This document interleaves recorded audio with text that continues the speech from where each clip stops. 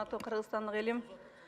Дүйнө жүзүндө канча улут жашаган тууралуу так маалыматтар жок. Бирок илимдин өкүлдөрү божомолдуу түрдө 3000-ден 4000-ге чейин улут бар дешет. Бирок ошол улуттардын 195-inin эле өз мекени, мамлекети бар. Бактыбыз бар экен, ошолордун катарына биз да киребиз. Эгемендүүлүккө биз оңой олтоң жетишкен жокпуз. Ата-бабаларыбыз кылымдап, өмүрүн берип, канын берип, эгемендикке жетишип отурабыз. Бирок тилекке каршы кадырына жетпей отурабыз. Түпкүлүгү түбөлүктүү калкыбызды өзгөлөрдөн айырмалап турган нерселер булар. Улутубуздун өзөгү болгон биздин тилибиз, маданиятыбыз, ата-бабалардан калган када салтыбыз, энелерден калган нарк наслибиз. Жогоруда айтылган баалуулуктарыбызды азектеп, көзүн карегендей сактап, кастарлап, муундан буунга, урпактан урпакка жеткизүү, жогорку кызматта иштеп турган, иштеп кеткен адамдардын баштап жөнөкөй жарандардын баарынын парзы, милдети деп ойлойм. Элибиз те башка хандыктардын, өлкөлөрдүн курамында болуп жүргөн кезде эле каада салт, тил дилибиз, маданиятыбызга бүгүнкүдөй мынчалык төмөн деңгээлде кыянатчылык, саткынчылык, надандык менен мамиле кылган эмес.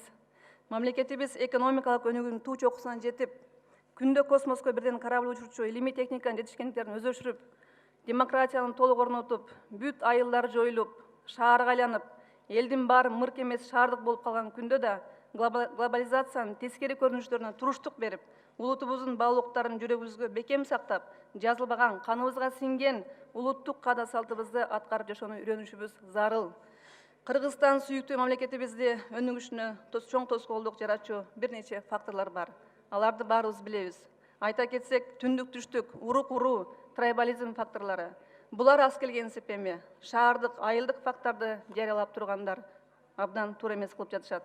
Бизге батыш чыгыш элинин жана башка элдин маданиятын таңуулагандын кереги жок, токтотушубуз керек. Өзгөчө ушул парламентте турган кээ бир коллегаларыма кайрылат элем. Зордук зомбулук көйгөйүн баарыбыз тон терибиз менен сезип, билип, көрүп, күрөшүп келе жатабыз. Өзүбүздүн улуттук баалуулуктар, элдик педагогика менен биздин маданиятка теңирден тескери эмес ыкмаларды колдоо менен күрөшсөк болот да. Кийимсиз аялдардын жогорку искусствосун баары түшүнөт. Шедеврлер жараткан Сальвадор Дали, Пабло Пикассо, Поль Бодри, Густаво Климт, Леонардо да Винчиден баштап СССРдын көптөгөн сүрөтчүлөрү жүздөгөн картиналар жараткан. Обаны баарыбыз билебиз, түшүнөбүз. Бирок биз жакшы түшүнүп коюшубуз керек. Булар бизге жат көрүнүш, элибиздин маданиятына такыр дал келбейт. Жалпыбыз маданиятыбыздын, баалуулуктарыбыздын жоголуп кетпес үчүн жапа тырмак аракет кылышыбыз керек. Эмнеге элдин арасында агрессия, зордук зомбулук, маданиятсыздык күчө баратат? Себеби биз улутубуздун үчүн жоготуп коюу коркунуч турат. Адамды адептүүлүккө тарбиялабай туруп, жөн гана билимге сугаруу, коомго коркунучтуу бирөөнү кошуу менен барабар деп айткан Теодор Рузвельт.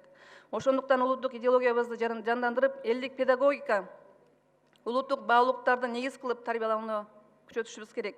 Маданият министрлиги, билим берүү министрлиги, дагы тиешелүү ведомстволор, парламент чогуу иш алып барып, тарбия, адеп, акылактын оңдоо иштерин бала бакча, мектеп, жогорку окуу жайлардан баштап программа катары киргизишибиз керек.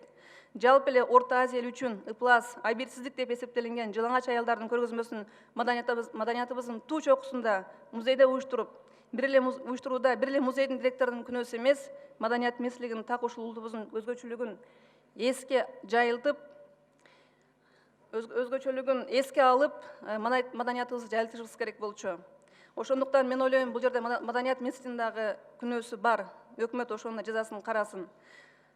Маданият министрлиги так ушул улутубуздун өзгөчөлүгүн элге жайылтып, маданиятын өстүрүү, жайылтуу негизги миссиясы.